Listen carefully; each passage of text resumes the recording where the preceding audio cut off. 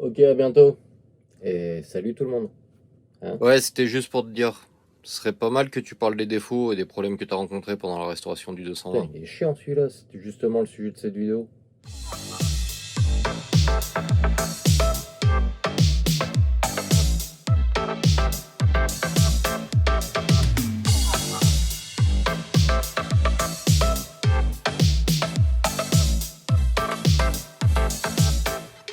Du coup, dans cette vidéo, on va faire un petit récapitulatif des problèmes que j'ai rencontrés pendant la restauration du rabot à Mariette et aussi tous les petits défauts qu'il y a pu avoir sur les finitions. Donc, en défaut, il y a énormément de défauts de finition, comme on va pouvoir le voir sur les images qui vont suivre. Du coup, dans les défauts, il y a des petits plis sur le logo. J'ai essayé plusieurs fois de coller le logo. En fait, au moment de le coller, il allait parfaitement et au moment où je pose le vernis, il y a toujours un petit pli qui se relève. J'ai essayé 5-6 fois, toujours la même chose.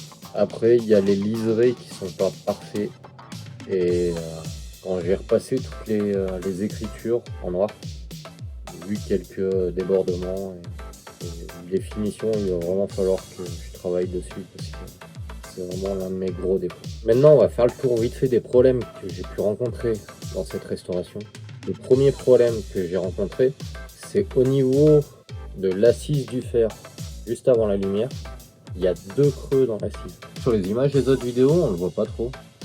Mais en fait, une fois qu'il a été mis en peinture et que j'ai enlevé la peinture qu'il y a sur l'assise, du coup, la peinture met en évidence les défauts. Une des raisons qui me pousse à peindre des éléments comme l'assise, quitte à devoir le reponcer après, les rectifier après, on pourrait croire que ça donne 2 fois le boulot. D'une, c'est qu'au moins ça fait apparaître les défauts.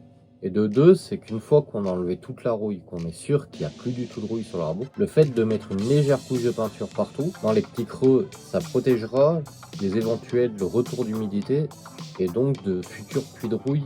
Un autre gros problème que j'ai rencontré dans cette restauration et qu'on rencontre régulièrement dans la restauration, ça a été pour rattraper le fer. Car souvent sur les rabots d'occasion, les fers ont déjà travaillé, ont pris l'humidité, sont rouillés, et souvent sur la planche du fer, on a des puits de rouille. Ce qui n'est pas grave tant que ça n'affecte pas le tranchant. Souvent sur ces vieux fers, les plus gros nids de rouille vont se trouver dans les 3 premiers millimètres du fer. Ce qui est énormément problématique car le nid de rouille empêchera de pouvoir faire un beau tranchant.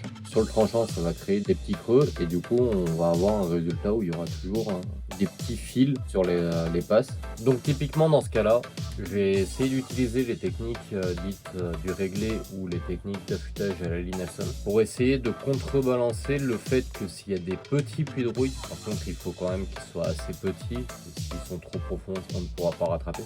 En fait le fait de faire le deuxième biseau grâce au réglé, ça permet de rattraper un peu les petits nids de rouille qui pourraient rester sur la peau. N'hésitez pas à dire en commentaire si ce format vous plaît, à liker la vidéo et à vous abonner. Sur ce, ok, à bientôt et salut tout le monde.